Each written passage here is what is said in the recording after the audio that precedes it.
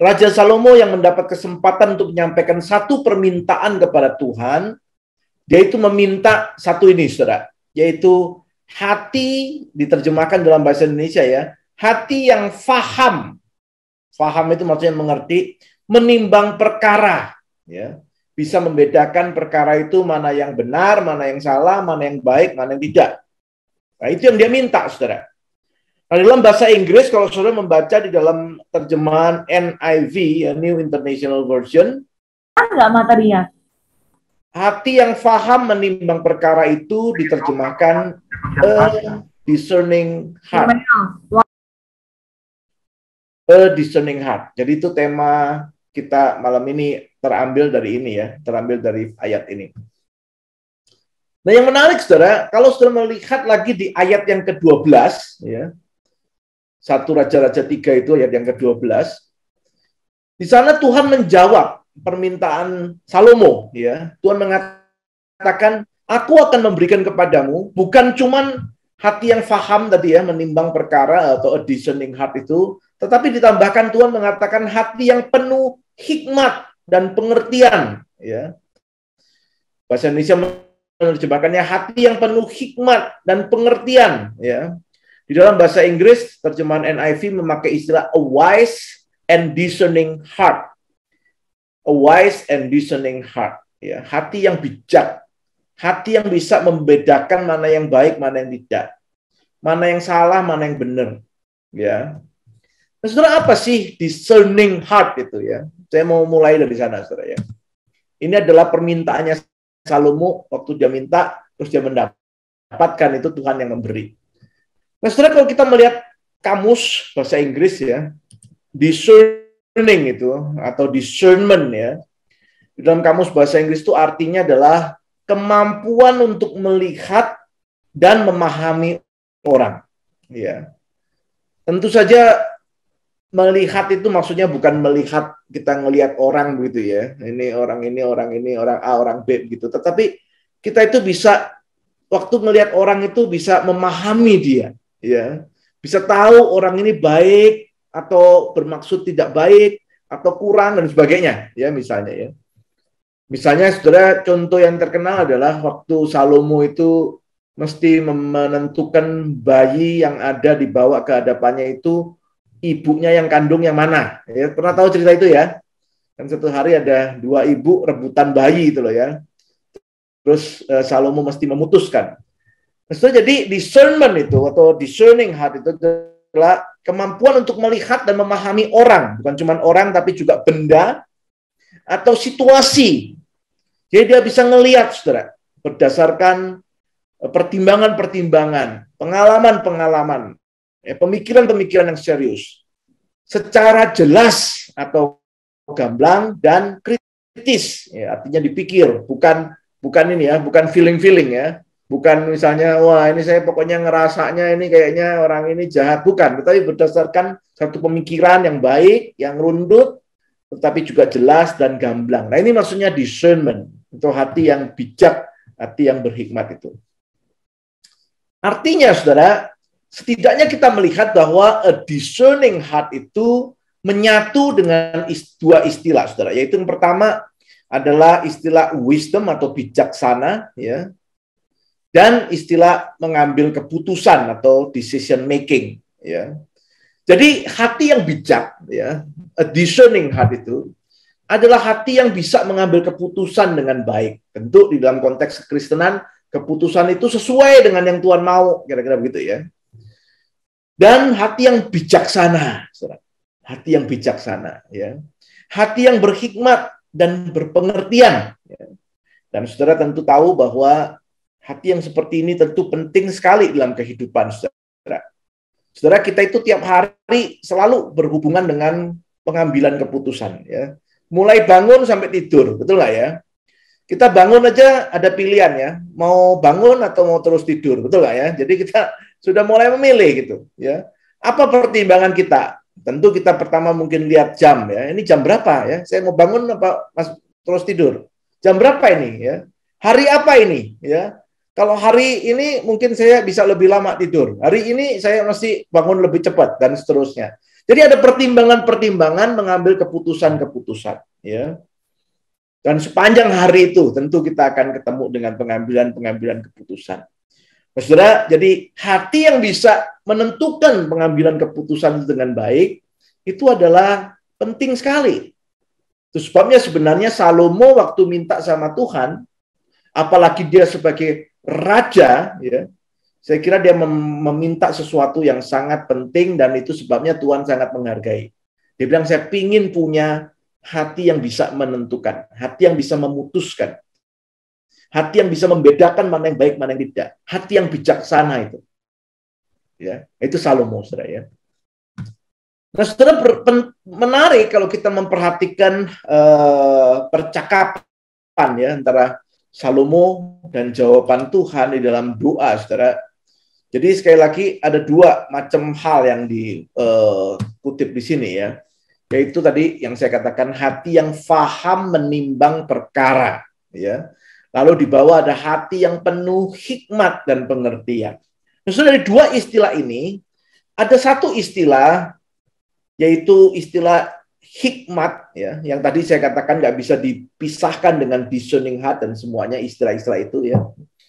Nah, ini dipakai dalam satu kitab yang ditulis dan dikumpulkan oleh Salomo, yaitu kitab Amsal, saudara.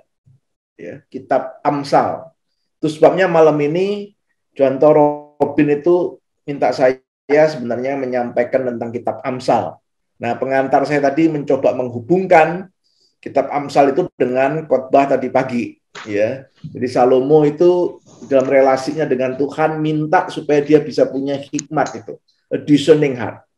Nah, di dalam karunia yang Tuhan berikan itu, dia kemudian menulis dan mengumpulkan kitab Amsal itu, atau mengcompile kitab Amsal itu sehingga menjadi kitab yang ada di tangan kita hari ini, saudara, ya. Jadi singkatnya bisa dikatakan Amsal itu adalah kitab kumpulan hikmat Salomo, ya. Kumpulan hikmat Salomo. Kitab yang menolong untuk melihat dan memahami orang. Di dalamnya saudara akan lihat kitab Amsal itu ngomong orang yang bijak itu kayak apa, orang bodoh itu kayak apa, orang baik kayak apa, orang jahat kayak apa, dan seterusnya, ya. Supaya kita bisa memahami, membedakan orang, juga benda dan situasi kehidupan secara lebih jelas. Sehingga dengan membaca kitab Amsal itu kita bisa mengambil keputusan penting dalam hidup secara bijaksana. Itulah kitab Amsal, saudara. Ya, kitab Amsal itu juga disebut sebagai the way of wisdom, ya. Kitab hikmat, kitab bijaksana, ya. Orang yang sering membaca kitab Amsal itu dikatakan orang itu akan semakin terbiasa dengan hikmat, terbiasa dengan hal-hal yang bijak, ya. By the way, saudara, kitab Amsal itu ada 31 pasal, ya. Darkan itu yang mengatakan dia membiasakan diri karena pas 31 pasal, jadi dia itu membiasakan diri setiap bulan itu membaca kitab Amsal, satu hari satu, ya. Satu hari satu pasal itu, ya. Kan satu bulan 31 hari, ya. Dia bilang, ya, jadi saya membiasakan tiap hari membaca satu pasal kitab Amsal. Sehingga satu bulan saya selesaikan satu kitab Amsal. Nah, kalau 12 bulan, satu tahun saya membaca kitab Amsal 12 kali. Ya, dia bilang, ya. Harapannya dia bisa bertumbuh lebih bijaksana di dalam kerohanian, bisa punya a discerning heart, seperti yang disampaikan oleh Salomo tadi. Nah, malam ini kita mau diskusi sedikit tentang kitab Amsal, ya. Tentu nggak bisa banyak, kita diskusi garis besar aja, ya. Saudara, kitab Amsal berisi kumpulan hikmat, ya. Jadi saya kira dengan istilah itu saja, saya ingin mengatakan bahwa membaca kitab Amsal itu sesuatu yang cocok sekali, saudara, termasuk di dalam situasi pandemi hari ini, ya. Misalnya, saudara, kalau saudara membaca di dalam kitab Amsal pasal 25 ayat 11. Mari kita lihat, saudara, kitab Amsal 25 ayat yang ke-11. Alkitab Bahasa Indonesia itu menerjemahkan dengan istilah perkataan yang diucapkan tepat pada waktunya adalah seperti buah apel emas di pinggan emas. di pinggan emas ya, tapi dalam bahasa Inggris itu pinggan perak ya, pinggan perak. Tapi intinya adalah sesuatu yang valuable, sesuatu yang berharga sekali. Nah, saudara, artinya kalau saudara membaca kitab Amsal ini, ayat-ayat yang ada di sana, ya, ayat-ayat itu adalah ayat-ayat yang tepat, ya, dan ketika dibaca pada waktunya yang tepat itu, dia akan memberikan sesuatu yang sangat berharga.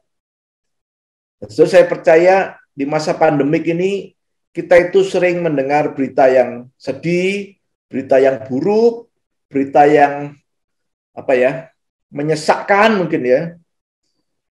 Begitu buka handphone, WhatsApp, mungkin berita-beritanya tidak enak semua ya, sedih semua dan menyakitkan misalnya ya, atau menyesakkan ya, bikin khawatir. Tetapi membiasakan diri membaca Amsal itu akan menolong kita karena perkataan yang diucapkan tepat pada waktunya itu sangat berharga. Itu demikian kata pengamsal ya. Yang kedua misalnya kalau saudara membaca Amsal pasal 4 ayat 18, saudara. Ya. Amsal pasal 4 ayat 18. Penulis Amsal mengatakan, tetapi jalan orang benar itu seperti cahaya fajar, ya, yang kian bertambah terang sampai rembang tengah hari. Ini juga menarik sekali, saudara. Hari ini kita sedang ada di masa pandemik ya, yang seakan-akan apa yang ada di sekitar kita itu adalah kegelapan, mungkin kesuraman, ya, suasana yang nggak enak ya. Tetapi membaca kitab Amsal akan menolong kita melihat cahaya fajar ya, yang akan kian bertambah terang sampai rembang tengah hari. Jadi saya mendorong saudara, kalau membiasakan diri membaca Amsal saudara, saya percaya ada hal-hal yang indah yang Tuhan titipkan di dalamnya yang akan menolong kita menghadapi kesulitan ini. Ya. Kita perlu banyak membaca hikmat, saudara, supaya kita lebih berhikmat di tengah pandemi, supaya kita punya a discerning heart di tengah-tengah masa krisis seperti ini. Dengan demikianlah kita sebenarnya punya kekuatan untuk bisa melanjutkan perjalanan kita, walaupun mungkin pandemi ini masih akan panjang. Ya. Baik, kalau saudara melihat kitab Amsal ya, kitab Amsal itu saya bisa katakan hampir seluruhnya sebenarnya itu ditulis atau dikumpulkan oleh Raja Salomo ya, yang tadi pagi kita renungkan kisahnya. Misalnya kalau saudara melihat dari Amsal pasal 1 sampai pasal 9 ya. Kalau saudara lihat pasal 1 ayat 1 itu ada kalimat begini ya, di depan itu. Amsal Salomo bin Daud Raja Israel. Jadi dari pasal 1 sampai pasal 9 itu ya dikasih judul ini nih. Amsal itu ditulis oleh Salomo ya. Mungkin Salomo menulisnya sendiri ya. Jadi memang ciptaannya dia ya. Dia sendiri yang menuliskannya atau mungkin dia mengumpulkan dari banyak sumber ya. Dia raja, dia banyak baca buku, dia banyak belajar, dia bisa mendapatkan banyak pengetahuan, dan dia bisa mengumpulkan dari banyak sumber. Nah, kalau sudah melihat di pasal 10, nah itu ada judul lagi di sana, sudah pasal 10. Pasal 10 ayat 1, ada tuh catatan Amsal Salomo. Ya, jadi ini judul baru lagi, tetapi sama, saudara, menunjukkan bahwa Amsal ini ditulis sama Salomo. Ya. Dari pasal 10 sampai pasal 22 sebenarnya, saudara, ayat 16. Ya. Karena 22 ayat 17 judulnya lain, saudara. Coba kalau saudara lihat pasal 22 ayat 17, ada judul di sana juga. Amsal, kalau sudah lihat itu LAI ya, kalau sudah pakai Alkitab Bahasa Indonesia, di atas ada judul Amsal orang bijak. Ya. Amsal orang bijak. Nah, banyak penafsir percaya dari pasal 22 ayat 17 sampai 24 ayat 34 itu sebenarnya amsal-amsal yang nggak diketahui siapa yang nulis ya, atau anonimus gitu ya, anonimus. Nggak tahu siapa yang nulis Amsal ini. Tetapi ada juga penafsir yang mengatakan ini Amsal ini juga dikumpulkan oleh raja keturunan Salomo yang namanya Hizkia misalnya. Karena kalau sudah melihat di pasal 25, kalau sudah lihat di pasal 25 ayat 1 itu ada judul begini. Juga ini adalah amsal-amsal Salomo yang dikumpulkan pegawai-pegawai Hizkia Raja Yehuda. Nah, ini jadi ada rupanya amsal-amsal itu yang juga dikumpulkan sama raja yang lain namanya Hizkia. Ya. Hizkia adalah keturunan Salomo. Hizkia itu terkenal dengan reformasi agamanya, ya. Dia kembali kepada ajaran firman dan dia mengumpulkan amsal-amsal leluhurnya Salomo itu, ya. Menarik, ya. Nah, dua amsal yang terakhir itu aja yang biasanya ada nama lain selain nama Salomo, saudara, ya. Mari kita lihat Amsal 30. Jadi Amsal dari pasal 1 sampai 29 kita tadi lihat ada hubungannya semua sama Salomo, saudara, ya. Nah, Amsal nomor 30 ini judulnya agak lain, ya. Tulisannya begini. Perkataan Agur bin Yake dari Masa, ya. Nah, siapa itu Agur bin Yake, saudara? Nah, penafsir waktu pengen tahu siapa Agur bin Yake harus mengatakan bahwa orang ini tidak dikenal, ya. Siapa orang ini nggak tahu, ya. Tapi namanya ditulis di sini Agur bin Yake. Kalau dari arti katanya, ya, Agur itu, ya. Arti namanya Agur itu adalah istilahnya, artinya itu adalah kolektor. Seorang yang mengumpulkan, gitu. Nah, kalau Agur ini sampai menulis satu pasal Amsal, ya, kira-kira dia ini adalah seorang pengumpul hikmat, ya. Nah, saudara, siapa dia ini nggak tahu. Tapi orang ini suka mendengar hikmat, mengumpulkan hikmat. Dia berhasil menuliskan satu pasal di sini. Apakah mungkin Agur bin Yake itu ya Salomo juga? Atau Hizkia? Nah, itu juga ada penafsir-penafsir yang menghubungkan dengan nama-nama itu, ya. Tetapi intinya nggak tahu siapa ini, aslinya siapa, ya. Nah, yang ke-31, Amsal 31 juga ada nama lain, saudara, yaitu Lemuel, ya. Bahkan dikasih judul di sana ayat 31 ayat 1, inilah perkataan Lemuel raja Masa yang diajarkan ibunya kepadanya, ya. Jadi ini amsal-amsal dari mamanya Lemuel, ya, mamanya Lemuel. Nah, siapa itu Lemuel? Nggak diketahui juga, saudara, ya. Nama ini tanda tanya juga. Siapa ini, ya? Lemuel itu sendiri arti namanya, kalau dari kata-kata istilahnya, ya, nama itu artinya kepada El. El itu adalah Allah, ya. Kepada Allah. Jadi ada istilah itu.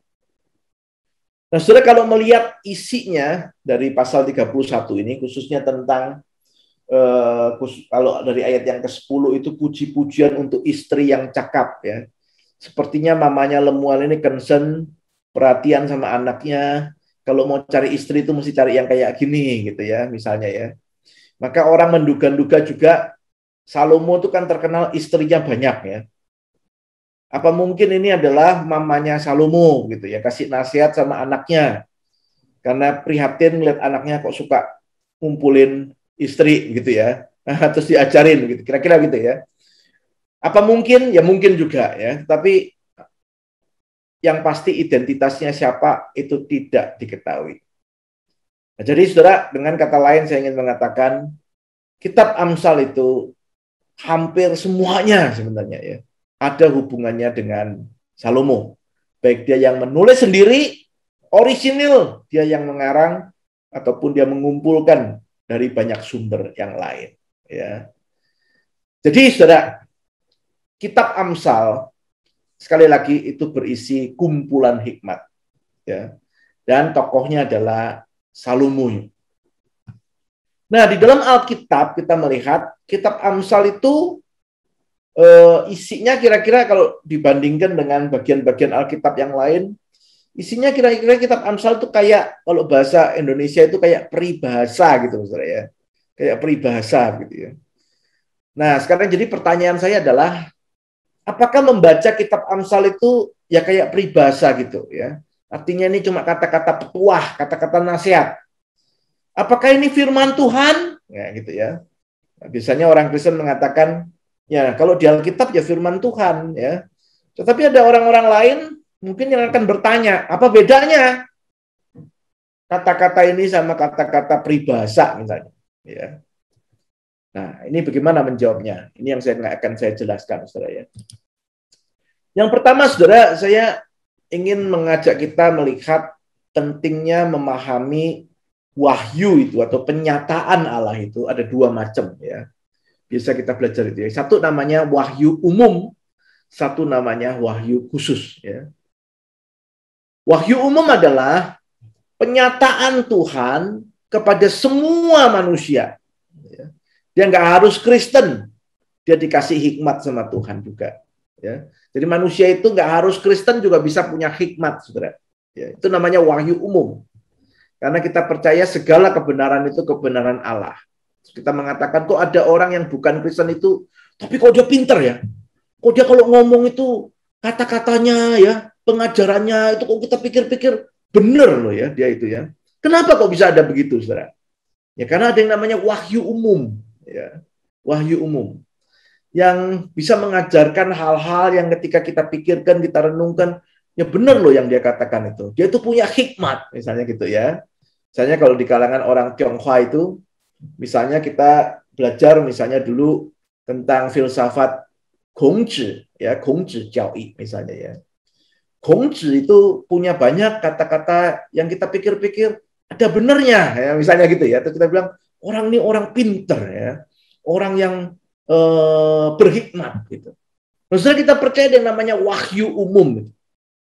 Tuhan itu menciptakan manusia itu, kata Alkitab, segambar dan serupa dengan Tuhan.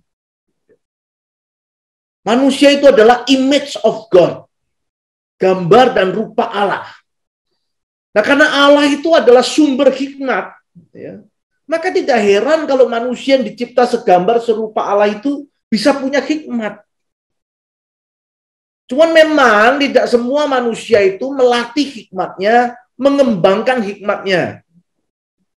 Banyak manusia-manusia yang tidak mau melatih, tidak mau mengembangkan hikmatnya. Akibatnya kurang berhikmat. Atau dia membiasakan dirinya itu mengikuti nafsunya. Sehingga akhirnya dia menjadi kurang berhikmat. Gitu.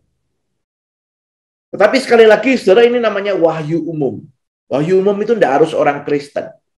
Jadi jangan pernah merasa hanya orang Kristen yang punya hikmat. Enggak, saudara. Ada orang-orang lain juga bisa punya hikmat. Mereka melatih mengembangkan hikmatnya itu. Nah, tetapi kalau saudara lihat ini di PowerPoint ya, saya baru kasih separuh aja kan ya. Karena saya ingin mengatakan bahwa wahyu umum itu tidak pernah cukup. Ya, tidak pernah cukup. Wahyu umum itu ya umum aja. Kita lebih jauh harus belajar tentang wahyu khusus. Itu sebabnya saya ingin mengajak kita memikirkan juga bahwa wahyu umum itu tidak pernah cukup.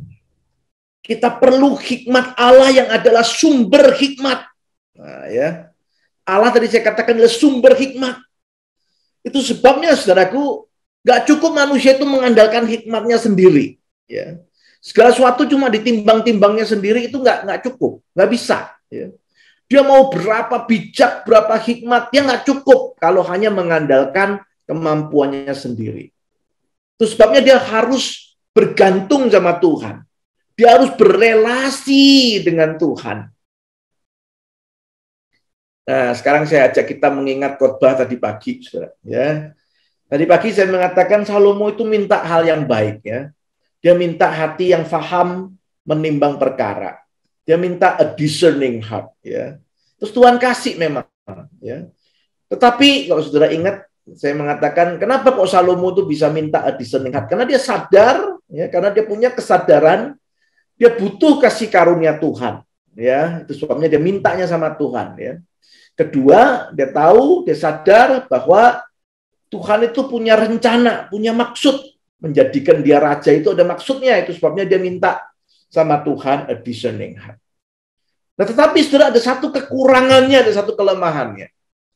Kalau saudara memperhatikan di 1 Raja-Raja pasal 3 itu, Tuhan sudah mengatakan kepada Salomo, jangan pernah lupa dengan Taurat Tuhan, hukum Tuhan. Belajarlah, ikutlah hukum Tuhan itu, ya, supaya engkau akan berhasil. Kira-kira begitu ya. Nah, ini kekurangan Salomo kira-kira, saudara.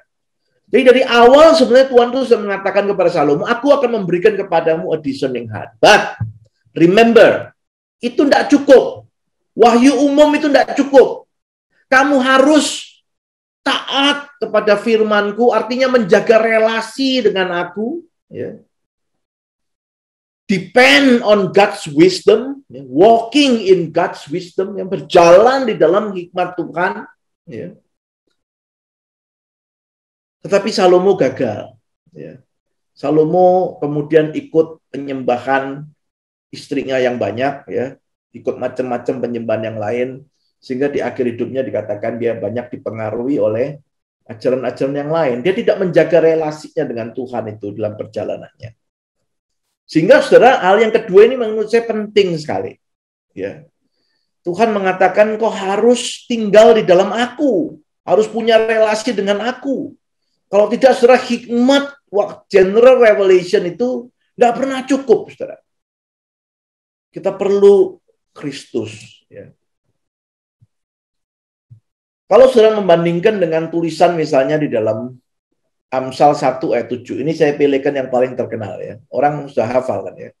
Takut akan Tuhan adalah permulaan pengetahuan atau permulaan hikmat.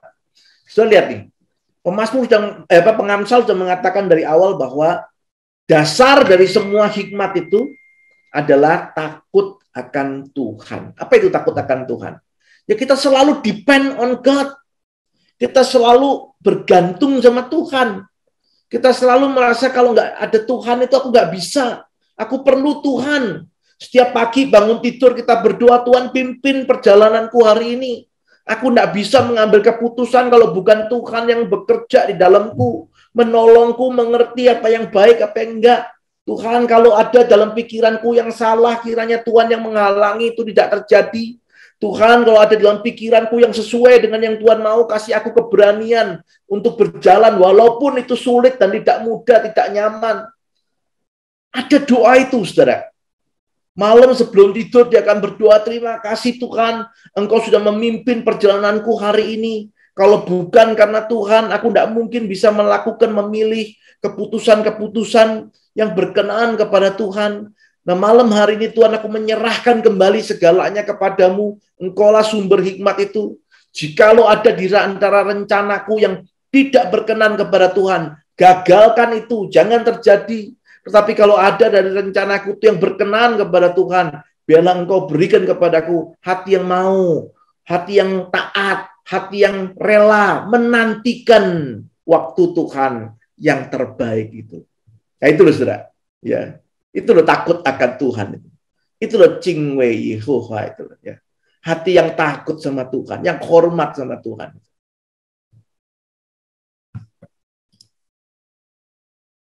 Saudara, saya ingin pakai cara begini nih ya untuk menggambarkan supaya lebih gampang buat saudara ya. Apa sih orang yang bijak itu ya? Orang yang bijak itu.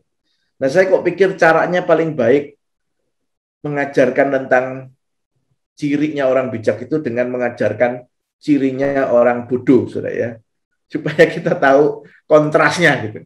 Nah, kontras itu biasanya akan membuat kita semakin ngerti gitu ya, semakin paham.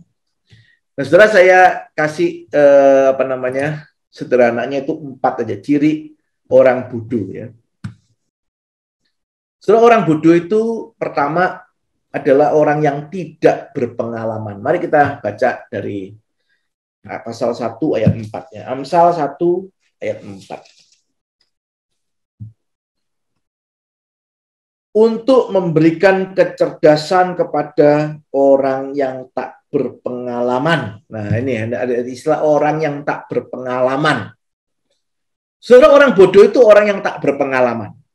Ya. Dengan kata lain, orang yang bijak itu adalah orang yang berpengalaman. Apa maksudnya, saudara? Orang tak berpengalaman itu orang yang naif. Ya. Naif itu artinya dia itu berpikir semua itu sama aja lah. Ya. Misalnya kalau dia itu dikasih tahu ya, selalu ngomongnya lah sama lah, ini ya gitu, itu ya gini. Ya, mau apa aja cincai lah, gitu loh kira-kira ya, misalnya ya. Jadi dia memang tidak punya pengalaman untuk ngerti bahwa tidak semua itu sama. Bahwa kita mesti memperhatikan mana yang baik, mana yang tidak. Kalau diajar mau percaya Tuhan Yesus, dia akan mengatakan ya semua agama sama. Itu orang yang tidak berpengalaman, orang yang tidak sungguh-sungguh memperhatikan misalnya. Selalu merasa semuanya sama. Ya. Nah, ini problemnya. Ada orang ngasih tahu dia, hidup itu mesti kayak gini loh. Coba bangun lebih pagi, kerja lebih rajin. Ah, samalah, bangun siangan juga capuk tuh lah, ya. Kerja gini-gini ya, oke lah misalnya gitu ya. Nah, itu orang yang tak berpengalaman itu. Merasa bahwa semua itu oke, semua itu baik, semuanya itu sama saja. Nggak ada keinginan untuk maju, nggak ada keinginan untuk mengikuti apa yang diajarkan di dalam kebenaran. Nah, ini pertama. Kedua, saudara, orang bodoh itu adalah orang yang keras kepala. Ya. Mari kita lihat pasal 17 ayat 10.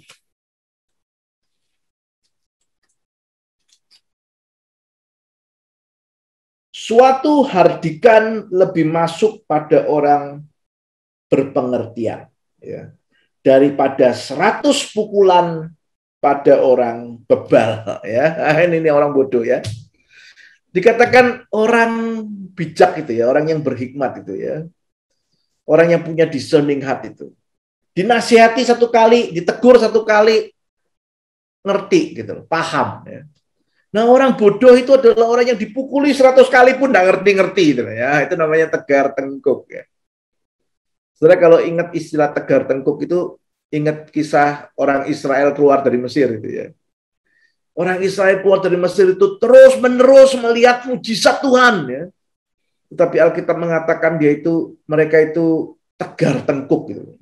Nggak belajar, terus melawan, terus menggerutu, terus mengeluh ya. Mengulang-ulang kesalahannya. Nah, ini orang bodoh, keras kepala, ya. Kucek itu ya. Susah sekali dikasih tahu. Ya. Kenal nggak saudara orang kayak gini ya? Nah, mungkin ada di sekitar kita ya. Jangan-jangan mungkin kita sendiri ya. Hati-hati saudara ya. Orang bijak itu hatinya lembut ya. Gampang dinasihati ya. Mudah menerima ajaran, menerima nasihat, menerima teguran. Dan yang ketiga, saudara, orang bodoh itu juga adalah orang yang sembrono, atau saya tulis di sini sok pandai ya, sok tahu. Mari kita lihat pasal 15 ayat 5. Pasal 15 ayat 5. Di rumah orang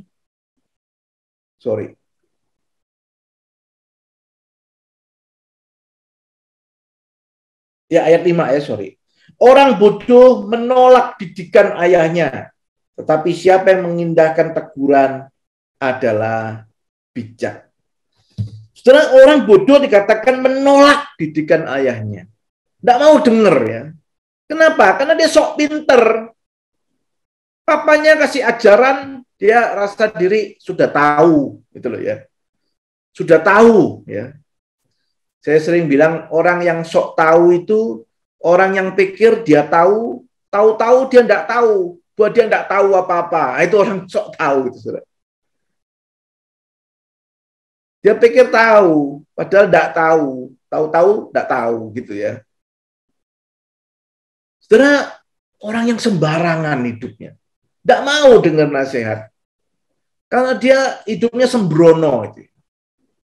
Merasa diri paling tahu. Be careful, saudara ya.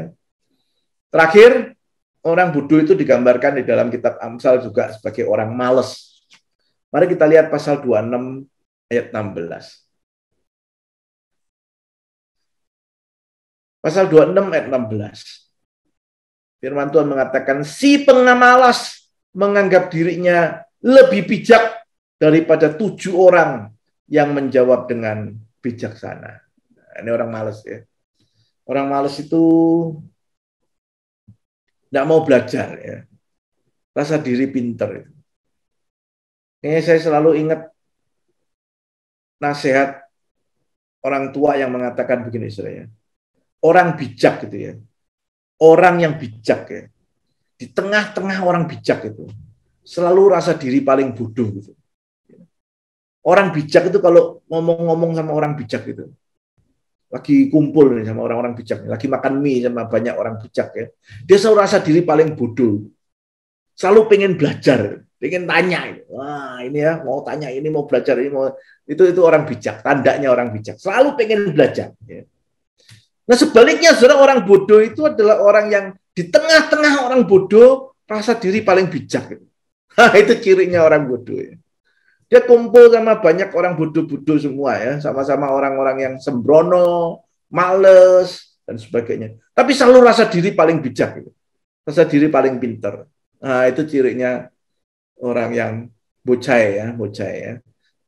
Amsal terus bilang orang kayak gini hidupnya nanti susah, banyak masalah dan seterusnya. Dan yang pasti tidak diperkenan Tuhan. Nah, saudara, saya terakhir ingin menghubungkan 4 ciri ini dengan perumpamaan Tuhan Yesus. Ya.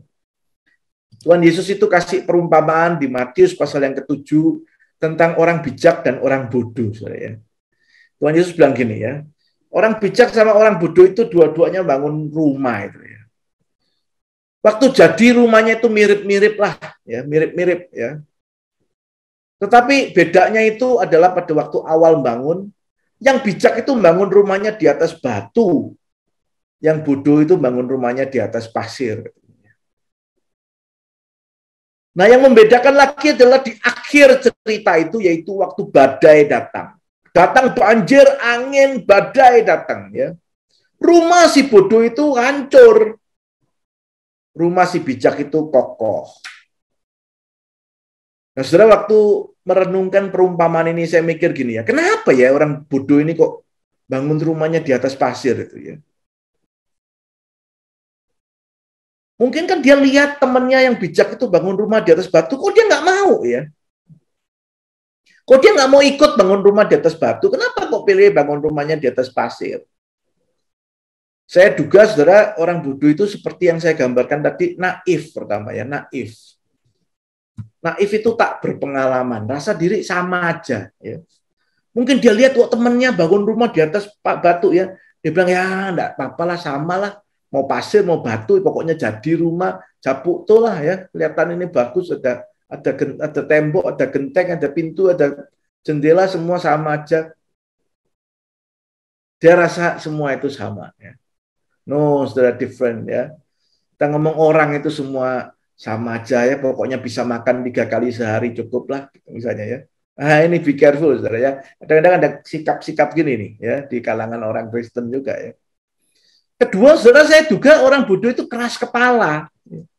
Mungkin temennya yang bijak itu sudah ngomong, saudaraku, lebih baik bangun rumah di atas batu loh. Kok di atas pasir nanti kalau badai hancur. Ya. Tetapi karena tegar tengkuk, keras kepala, nggak mau dengar.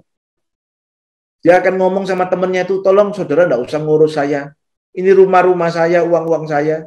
Saya mau bangun di atas pasir, urusan saya. Nah, itu orang bodoh ya. Ketiga, saudara, saya pikir dia sok pandai, sok pinter itu loh. Sok tahu.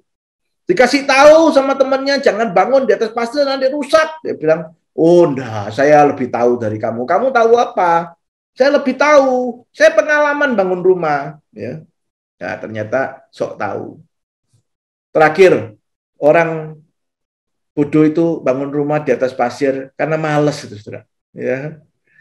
Dia rasa bangun di atas batu itu susah, ngaturnya repot. Batu-batu kan lebih susah diatur. Pasir lebih gampang, ya lebih gampang, lebih cepat lagi ya. Nah, orang yang pengen cepat, pengen gampang, hati-hati, saudara ya. Nah, ini ciri-cirinya. Ini Tuhan Yesus bilang ya. Nah, terus Tuhan Yesus kasih penjelasan, saudara. Dia bilang orang yang bijak yang bangun di rumahnya di atas batu itu adalah orang yang mendengar firman-Ku dan melakukannya. Sementara orang bodoh itu yang bangun rumah di atas pasir itu adalah orang yang mendengar firman-Ku tapi tidak melakukannya.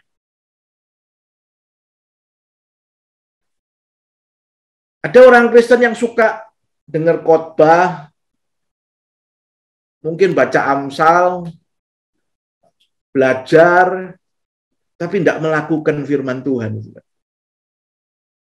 Nah itu kata Tuhan Yesus itu ciri-ciri orang bodoh itu tidak melakukannya. cuma belajar tok ya. Saudara, saya harap saudara dan saya tidak seperti itu. Kita dapat kesempatan baik, bisa ada pertemuan begini ya. Saya dengar katanya Bible Talks itu setelah ibadah malamnya belajar sama-sama ya. Saya kira itu baik ya, belajar sama-sama. Tetapi akan jauh lebih baik kalau kita juga punya hati, bukan cuma ingin belajar, tapi ingin melakukan firman Tuhan. Amin, saudara. Apa yang kita belajar itu supaya jangan berhenti sampai di kepala, tapi dilakukan. Karena Tuhan Yesus mengatakan orang seperti itu adalah orang yang bijaksana. Saudara, Tuhan Yesus adalah Allah sumber hikmat. Di dalam Yohanes pasal yang ke-15 ayat yang ke-5 dia mengatakan, tinggallah di dalam aku dan aku akan tinggal di dalam kamu. Sebab di luar aku, kamu tidak dapat berbuat apa-apa. Apart from me, you can do nothing. Saudara dan saya di tengah-tengah pandemi ini perlu tinggal di dalam Kristus. Supaya hikmat Tuhan itu selalu ada bersama dengan kita. Tuhan Yesus mengatakan di luar aku, kamu tidak bisa berbuat apa-apa. Hikmat general revelation itu tidak cukup. Saudara. Kita butuh hikmat yang sejati dari Kristus. Di tengah-tengah pandemi kita ingin tahu gimana ya caranya hidup di tengah pandemi ini ya. Apa yang harus saya lakukan? Keputusan apa yang saya mesti buat? Saya mesti bagaimana ini? Saudara, mungkin banyak orang pinter ya, bisa bikin ini, bikin itu, pakai usul ini, usul itu. Tetapi kalau tidak di dalam Kristus, saudara, sesungguhnya kita sedang melakukan sesuatu yang sia-sia saja. Karena Tuhan Yesus mengatakan, di luar aku, kamu tidak dapat berbuat apa-apa. Karena itu di akhir renungan ini saya ingin mengatakan, mari saudara, di masa pandemi ini kita semakin dekat sama Tuhan. Karena dia adalah sumber hikmat itu. Semakin kita dekat dengan dia, kita akan diubahkan semakin serupa Kristus.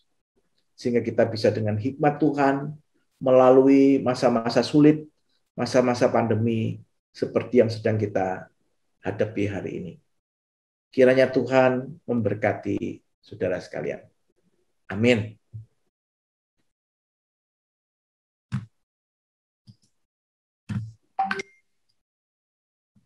Oke, makasih Musa Irwan untuk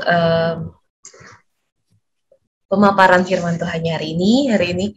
Ya Bapak Ibu, tadi kita sudah diingatkan kembali tentang ya khotbah tadi pagi ya tentang hikmat. Terus tadi hari ini kita lebih dalam, malam ini lebih dalam lagi kita berbicara mengenai Salomo, lalu Amsal ya. Amsal, terus kita juga dibukakan sedikit tentang wahyu umum dan wahyu khusus ya, sesuatu yang membukakan kita ya, ternyata ada wahyu umum sama wahyu khusus loh gitu dalam kehidupan kita gitu ya.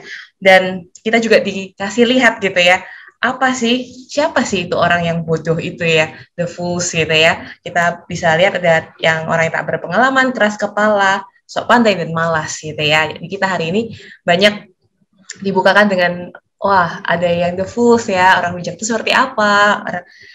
Kita bisa lihat dari orang bodoh itu seperti apa, dan kita mungkin bisa merefleksikan dalam kehidupan kita.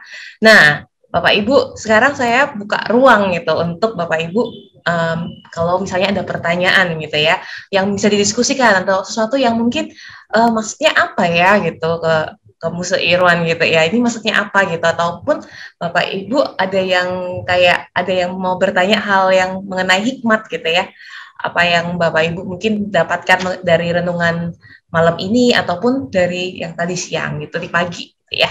Oke, saya buka waktunya untuk Bapak Ibu, silahkan langsung on mic seperti biasa aja.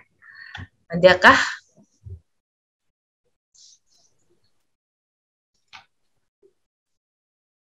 Setelah dengar khotbah dan setelah dengar renungan. Semakin bijak atau semakin rasa kurang ngerti gitu? Musuh. Ya. Iya, Bu Mutiara. Oh iya. juga renungan malam ini benar-benar bagus ya. Padahal kami sudah lewatin ya baca Amsal semua ya. Karena sekarang kami lagi baca Perjanjian Lama, sekarang sampai Yeremia ya. Saya rasa waktu kita baca kok otaknya kita nggak ada ilmu seperti ini. Saya melalui pemaparan tadi siang dan juga sore ini, jadi kami benar-benar belajar banyak ya.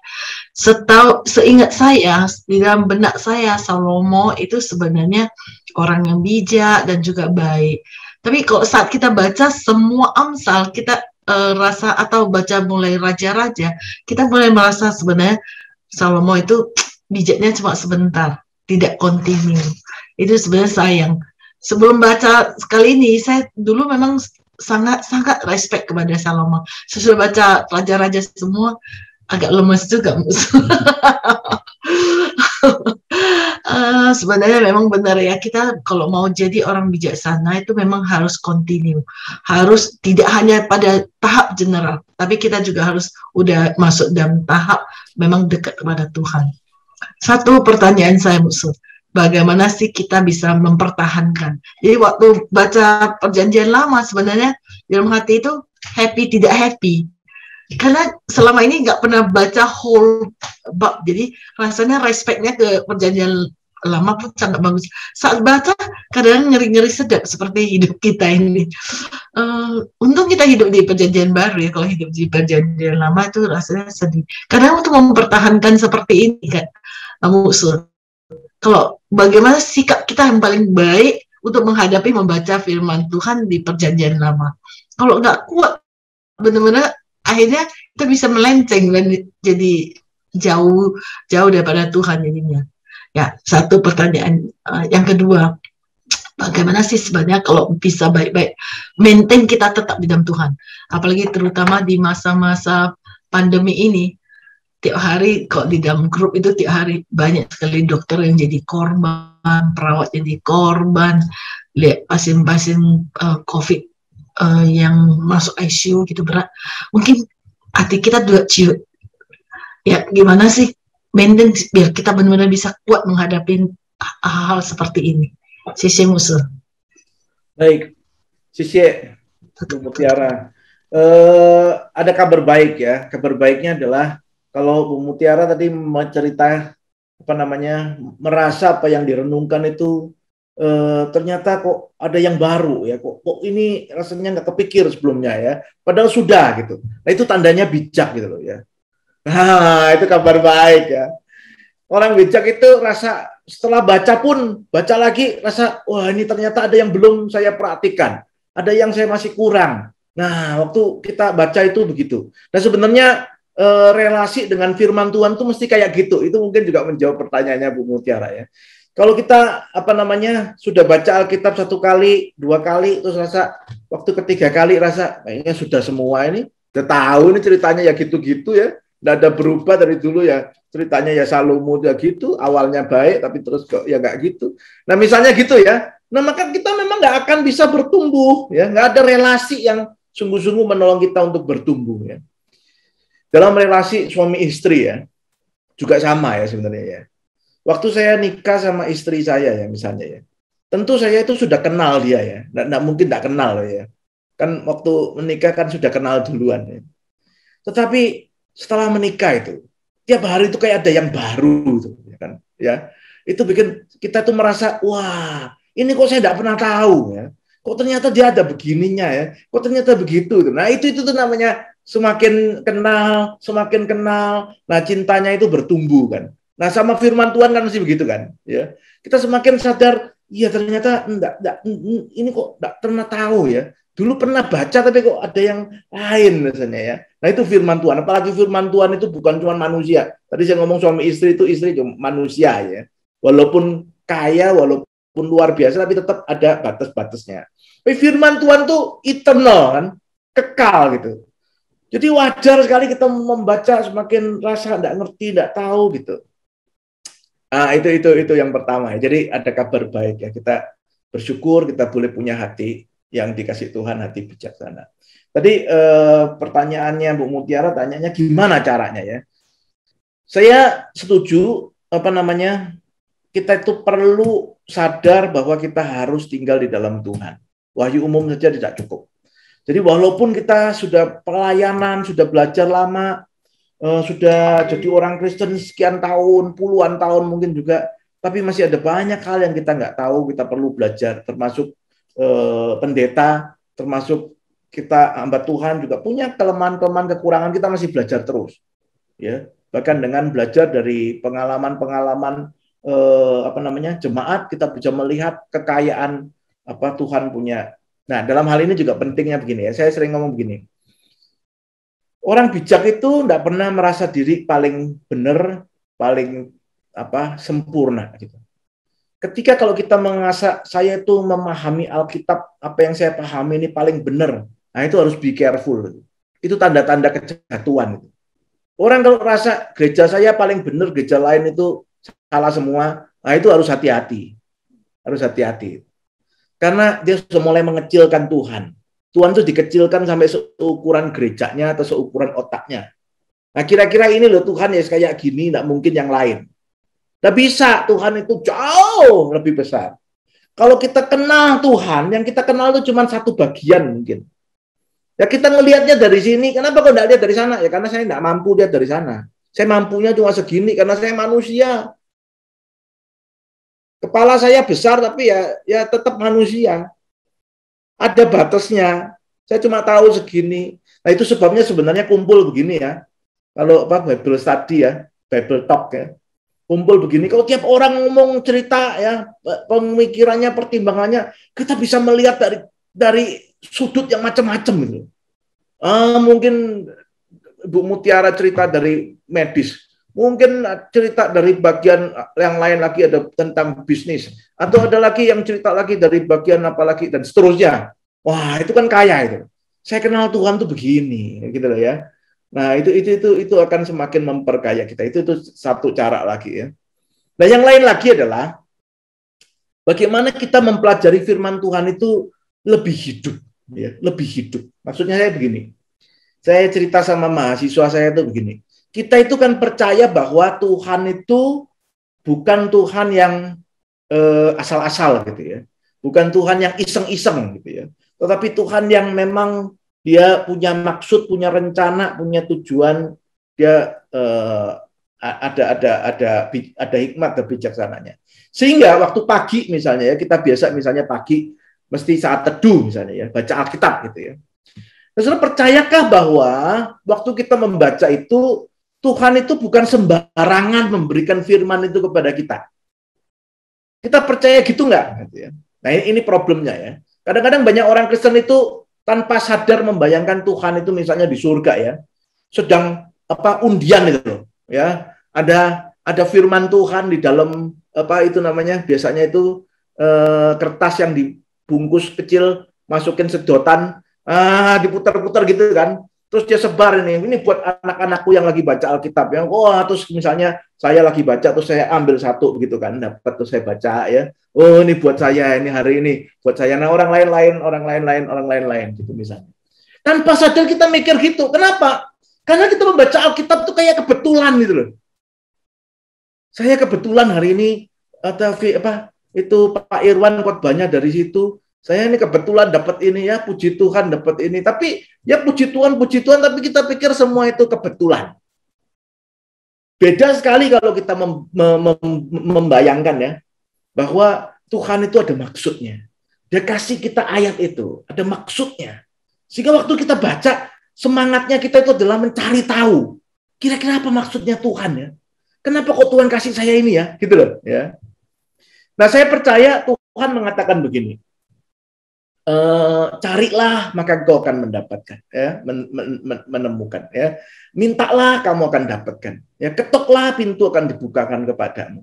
Maka saya berkata, berapa banyak orang Kristen yang hari Sabtu, ya sebelum Minggu dengar firman Tuhan, itu berdoa di rumah, ya Tuhan besok saya mau ibadah, pendeta ini Pak Robin itu contoh Robin mau khotbah, tolong Tuhan besok itu aku tahu Tuhan punya maksud, dia mau sampaikan firman Tuhan itu buat saya. Nah, apa itu? Ya. Didoakan. Sehingga besok waktu mau ke gereja atau besok waktu mau saat teduh, itu serius. Karena dia sudah minta sama Tuhan. Dia mau tahu, apa ini kira-kira yang Tuhan mau ngomong. Ya. Dari menit pertama pendetanya ngomong, ya, dia selalu buka telinga lebar-lebar, mau tahu ini yang Tuhan mau ngomong apa. Ya, dia perhatikan. Dia waktu baca, dia bacanya serius. Pasti ada maksudnya. Gitu. Saking seriusnya dia walaupun tidak ngerti, dia catat gitu loh. Ini ayatnya ini, ya, kalimatnya begini. Apa maksudnya ya Tuhan? Kok saya rasanya tidak terlalu perlu ayat ini ya. Ini kayaknya bukan buat saya, pergumulan saya hari ini bukan ini. Tapi Tuhan suruh aku baca ini, suruh aku merenungkan ini. Mungkin maksudnya Tuhan, aku membaca ini untuk kasih ke satu orang yang dia tidak baca itu loh. Dia memang tidak biasa baca, tapi aku Tuhan suruh baca supaya aku bisa cerita sama dia. Nah kita tulis itu, sepanjang hari, dari pagi sampai malam kita lihat, orang siapa ya Tuhan? Mungkin itu di kantor saya itu loh. Mungkin tetangga saya itu loh. Mungkin orang tua saya. Mungkin anak saya. Mungkin dia perlu. Wah kita akan cari tahu siapa yang perlu ini. Kalau sepanjang hari kita tidak ketemu orangnya, kita bilang Tuhan pasti ada maksud. Tidak mungkin sembarangan kasih ayat. Pasti ada maksud. Mungkin ayat ini supaya aku bisa, apa ini namanya, mengendap di pikiranku. Saya mau baca, mungkin saya perlunya minggu depan. Tapi Tuhan tahu kalau saya minggu depan perlu, saya tahunya minggu depan tuh saya biasanya tidak terlalu siap gitu. Tapi 1 minggu sebelumnya saya sudah buat ngerti. Oh Tuhan firman ini aku simpen. Mungkin minggu depan aku butuh. Tuhan sudah kasih saya. Itu namanya serius itu. Kita secara serius, secara sengaja memperlakukan firman Tuhan itu saya butuh. Nah kadang-kadang ya, kita kurang punya sikap begitu. Kita cuma rasa ya saya baca. Tapi ya kayak Tuhan kasih ini, ya mungkin ini buat saya, mungkin buat siapa, nggak tahu. Pokoknya dibaca aja. Ngerti, nggak ngerti, syukur, amin. Sudah selesai gitu. Tetapi nggak ada dampaknya gitu. Kita tidak menghidupi itu, bertanya, mencari tahu dan sebagainya. Nah mungkin praktek-praktek seperti itu perlu untuk kita lakukan gitu ya. Kita kalau di saat itu, nah ini ada mahasiswa ya, jadi ceritanya sekalian sama mahasiswa. Kita kalau di saat itu dosen itu ini karena pandemi jadi rada kurang ya. Kalau nggak pandemi itu setiap hari ada chapel gitu ya. Nah chapel itu yang khotbah mahasiswa itu ya. Itu ya. Nah, dosen itu 1 minggu mungkin yang khotbah dosen cuma 1 kali aja. Nah, biasanya hari-hari lain yang khotbah mahasiswa. Nah, namanya mahasiswa ya belajar khotbah, gitu. Belajar khotbah. Jadi kadang-kadang memang ada yang punya karunia khotbah, ada yang tidak terlalu punya karunia khotbah itu. Nah, terus dosen itu harus dengerin ya. Nah, gimana itu saudara dosennya bisa dibayangkan ya. Kira-kira dosennya mau dengerin khotbah tapi nggak ngerti gitu ya. Saya hari itu mau lihat ini besok yang khotbah siapa. Terus lihat daftar nama itu, ada jadwalnya khotbah itu ya. Saya lihat si A ini ya. Aduh si A ini payah ini ya. Jangankan khotbah ngomong aja saya bingung dengerin dia. Apalagi dia khotbah ya nggak ngerti gitu loh ya. Nah, kira-kira sikapnya kita bagaimana ya? Kalau kita terus ngomel, waduh si ini nih khotbah nggak ngerti nih ya. Nah besok saya pastikan waktu dengar khotbah itu ngantuk. Ya dia baru ngomong berapa kalimat sudah ngantuk kita enggak ini gitu. Tapi beda kalau kita waktu lihat jadwal itu si ini ya. Tuhan ini nih teman saya murid saya ini ngomong itu saya nggak ngerti apalagi khotbah saya lebih nggak ngerti. Ya. Tapi saya percaya ya Tuhan itu luar biasa itu ya. Tuhan itu pasti bisa pakai dia untuk menyampaikan firman Tuhan itu. Kalau dia khotbah 30 menit ya, mungkin cuma 1 kalimat saja Tuhan, 1 kalimat saja. Yang itu buat saya. Ya. Tolong Tuhan bantu dia, Tuhan tolong supaya besok saya menikmati. Kalau saya doa begitu ya, besok pagi saya dengar khotbah itu.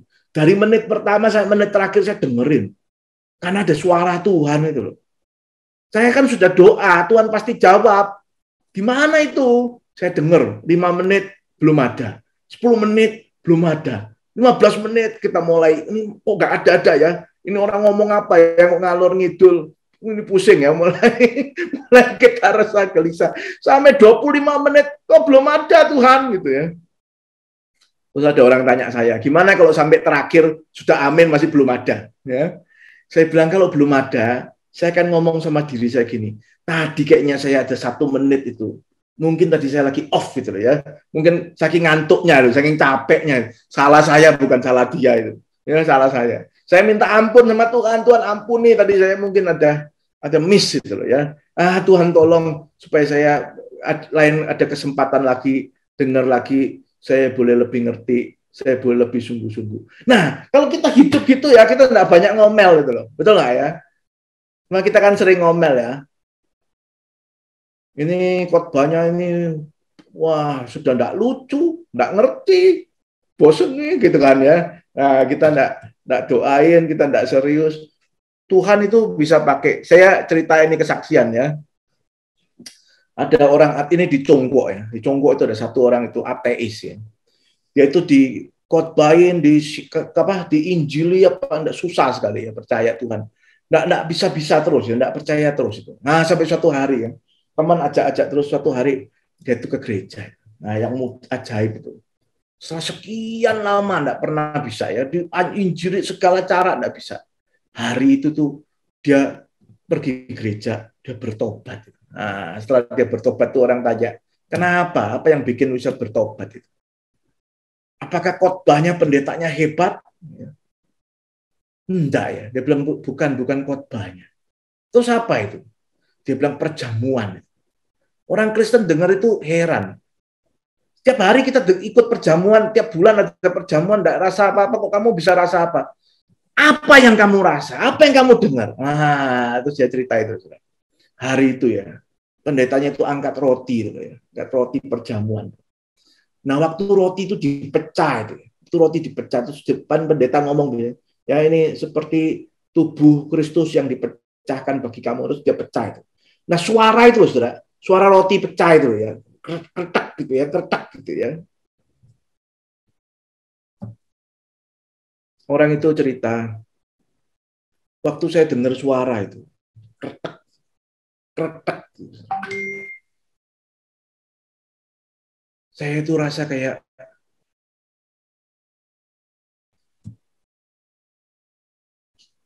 saya dibuat memahami pengorbanan Kristus buat saya itu. Selama ini dengar itu enggak ngerti-ngerti itu. Enggak mau dengar. Hari itu dengar cuma kretek. Terus dia bilang itu tubuh Kristus terpecah buat kamu. Dia bilang hati enggak tahan. Enggak tahan. Cuma dengar kretek aja loh, ya. Padahal cuma suara kretek. Masa saudara enggak pernah dengar kretek? Tiap hari gini-gini kretek-kretek juga ya. Tapi hari itu kretek is different kan. Apalagi kalimat firman Tuhan, satu ayat, satu kalimat dari khotbah atau renungan atau apa, Tuhan bisa pakai. Pertanyaannya, berapa serius kita mencari Tuhan? Berapa sungguh-sungguh kita pengen rindu firman itu menyentuh kita. Nah, saya kira gitu, Bu Mutiara. Mungkin kita nggak ada apa ya, bukan resep yang very different, tetapi ada satu yang kita mesti back to basic, gitu. Kerinduan itu. Kalau kata Tuhan Yesus itu hati yang haus dan lapar akan kebenaran akan dipuaskan, ya. Matius pasal yang ke-5 ayat yang ke-6. Itu mungkin Bu Mutiara ya. Sisi musuh, thank you. Lagi disegarkan kembali. Ya, thank you. Oke, terima kasih untuk jawabannya, Musuh Irwan. Sekarang mungkin ada lagi Bapak Ibu pertanyaan. Mungkin Pak Iwan? Belum ada. Belum ada, sudah cukup. Bu Wati? Udah cukup. Udah cukup contoh dari saya. Oke, buat. Oke. Yang lain mungkin?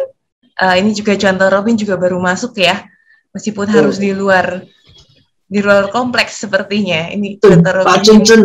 Oh, Pak Cuncun. Tulan itu warna tuh. Pak Cuncun ada pertanyaan. Oh ya, silakan Pak Cuncun. Nah itu biasanya antagonis antara depan dengan belakang atau memang ada sistem susunan sayur seperti ini atau gimana ya Bu Sia? Gimana? Boleh diulang sekali lagi? Di Amsalnya sering ada yang depan A dan B-nya selalu antagonis. Apakah itu memang sistem sayur seperti itu atau memang free aja, bertepatan aja? Selalu yang A-nya katakan orang bijak atau yang B-nya orang bebal gitu. Memang itu sistemnya atau gimana? Maksudnya kalau apakah orang yang negatif di depan gitu maksudnya ya? Oh bukan. Orang negatif di belakang. Enggak, saya kira enggak ya. Amsal. Di dalam Amsal kan selalu kayak misalnya contohnya Amsal 1 pasal 7. Depannya orang bijak, belakangnya orang bebal. Selalu ditemukan di Amsal kontradisi gitu ya. Depan bilang A, B, bertolak belakang jawabnya gitu ya. Kontradiksi. Saya kira kalau kontras ya. Artinya itu kalau bahasa syair itu namanya paralelisme ya, diparalelkan. Paralel. Ya, dikontraskan ya. Orang bijak sama orang bodoh. Biasanya kalau lihat perbandingan orang lebih nangkap begitu, kira-kira gitu ya. Nah, apakah yang negatif selalu di belakang, yang positif selalu di depan? Enggak selalu ya, enggak selalu. Misalnya ya, coba lihat Amsal 16 misalnya ya, Amsal 16.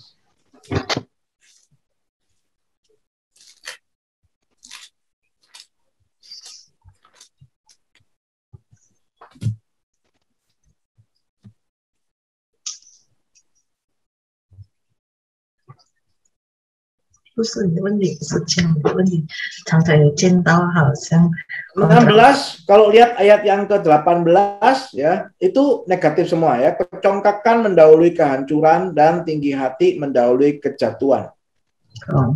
Tapi 19-nya adalah lebih baik merendahkan diri dengan orang yang rendah hati daripada membagi rampasan dengan orang congkak. Jadi mesti dilihat perbandingannya itu secara lebih besar. Artinya kalau kita lihat lebih besar, kita tidak akan ketemu seperti itu. Ya biasanya modelnya itu bisa dibuat lebih besar gitu. Nggak selalu cuma satu ayat aja.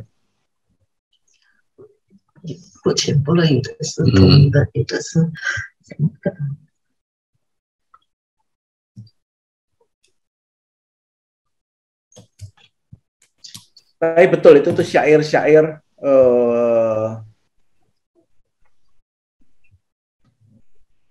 misalnya lagi 14, coba lihat 14 ayat 15.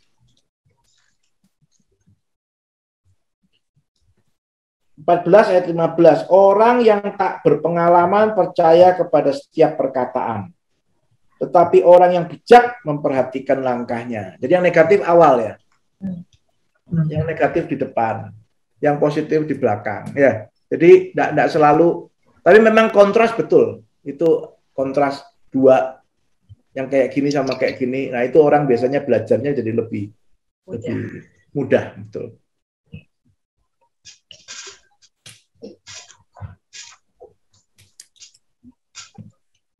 Oke. Pak Cuncun ada tambahan pertanyaan? Ya, baik. Terima kasih. Ya, saya lihatnya memang di Amsal seperti itu. Sering menemukan kontras, tapi kadang-kadang juga enggak ya. Kebanyakan gitu. Ya. Ini depan dibilang bijak, tapi yang di belakang bilangnya itu bebal, kan gitu. Nah. Untuk menggambarkan supaya lebih mudah dipahami ya. Oke, Bapak Ibu, apakah ada lagi mungkin yang terakhir? Nggak ada ya. Kalau nggak ada mungkin apakah Pak Iwan tadi? Enggak ya? Mungkin satu ya. Tadi mau tanya Musa. Tadi kan Musa ada bilang mengenai masalah kata-kata bijak ini pun juga untuk filsafat orang Cina pun juga ada kan di Confucius itu. Dan di situ kata-kata bijaknya Konfusius itu pun juga begitu banyaknya ya. Saya pun juga nggak tahu sih, kebanyakan orang-orang tua kita itu tuh yang paham-paham lah kata-kata bijak. Itu menurut Musa, apakah ada kata-kata bijak di Konfusius itu yang serupa dengan yang di kitab Amsal, kumpulan Amsal ini? Itu yang saya mau tanya. Tapi seconda hasil kontrata. Ya, kalau dibilang ada apa enggak, jawaban saya banyak. Kalau apa namanya, apakah ada di pengajarannya yang mirip sama yang ada di Amsal? Banyak, ya. Jangankan Konfusianisme, ya, itu peribahasa umum aja. Misalnya di bahasa Indonesia aja, ya. Bahasa Indonesia itu ada istilah, misalnya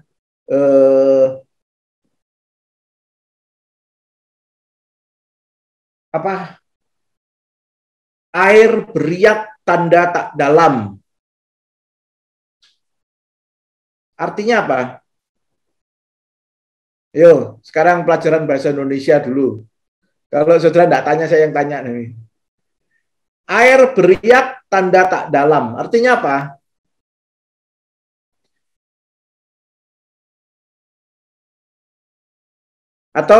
Atau yang lain lagi ngomongnya, tong kosong nyaring bunyinya. Bunyinya nyaring. Apa artinya? Nah, itu banyak tuh nanti kalau kita lihat di Amsal itu cerita tentang orang bodoh yang banyak ngomong gitu ya. Orang bodoh tapi banyak ngomong. Nah, itu kalau banyak ngomong itu bikin malu diri sendiri, katanya gitu ya. Misalnya begitu. Jadi kalau dibilang apakah di ajaran Konfusianisme itu bisa sama dengan yang ada di Amsal? Oh, bisa. Tetapi tadi dalam penjelasan saya mengatakan general revelation atau wahyu umum itu tidak pernah cukup. It's not enough. Apalagi menyelamatkan, tambah tidak mungkin menyelamatkan. Ya, nah kita harus kembali kepada Tuhan Yesus baru kita sampai kepada keselamatan itu. Itu Pak Iwan mungkin. Terima kasih Bu. Bahasa Indonesia juga banyak ya, itu peribahasa yang bagus-bagus juga ada ya. Ya, benar. Oke. Mungkin Pak Irwan, karena mungkin tadi pertanyaan terakhir kita mau tutup, mungkin ada kesimpulan terakhir, kata yang terakhir untuk menyimpulkan pemaparan firman Tuhan hari ini ya, perenungan firman Tuhan. Silakan Pak Irwan. Ya, hari ini kita belajar tentang permintaan dari Salomo, dan kita belajar malam tentang kitab hikmat, kitab bijak. Ya. Setelah mungkin selama hampir 2 tahun ya 1,5 tahun lah ya, 1,5 tahun lebih kita ada di tengah-tengah pandemi.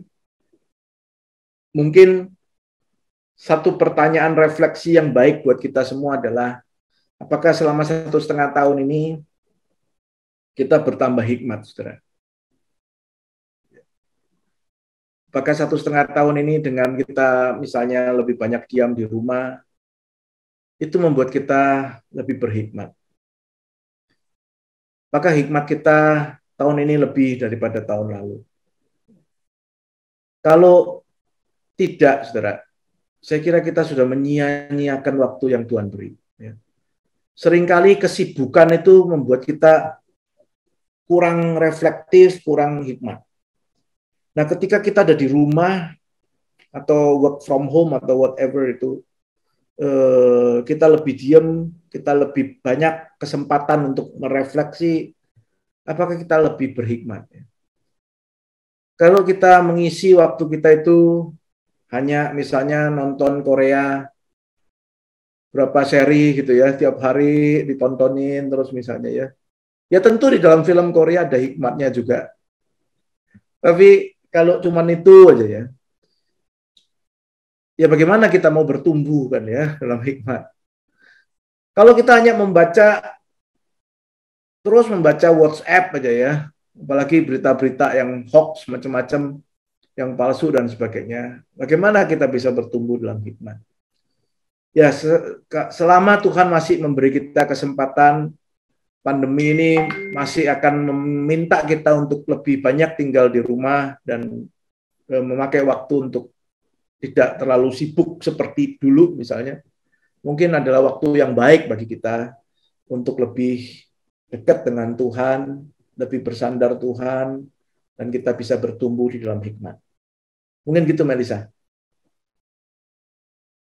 Oke, Musa Irwan, terima kasih untuk perenungannya hari ini ya. Bapak Ibu, kita diingatkan kembali mungkin satu hal yang kemarin ketika hari Jumat kemarin kami Sateber di Youth ya, satu hal yang tadi Pak Irwan juga sebutkan adalah refleksi ya. Mungkin kita memang harus banyak-banyak merefleksikan kehidupan kita. Mungkin tiap-tiap hari kita juga belajar merefleksikan apa sih yang sudah kita lakukan dalam kehidupan ini. Apakah memang sesuai dengan kehendak Tuhan? Apakah kita lakukan dengan berhikmat ataukah enggak gitu ya. Kita juga perlu merefleksikan, ada waktu untuk merefleksikan sehingga kita bisa mengenal gitu ya sejauh apa kita itu sudah berjalan bersama Tuhan, sejauh apa kita sudah apakah hikmat kita udah lebih baik lagi, udah lebih banyak lagi gitu ya. Seperti kata Musa, hikmat tuh bisa dilatih dan dikembangkan. Nih kata-kata yang oh ya benar juga ya, hikmat tuh bisa dilatih dan dikembangkan. Itu dengan belajar firman Tuhan tentunya. Dan kayak Sunday Talk hari ini ya, kita sama-sama boleh, kata Musa tadi kan bisa sama-sama mendiskusikan, jadi melihat sudut pandang dari banyak orang, jadi kita bisa mengenal Tuhan lebih dalam ya gitu.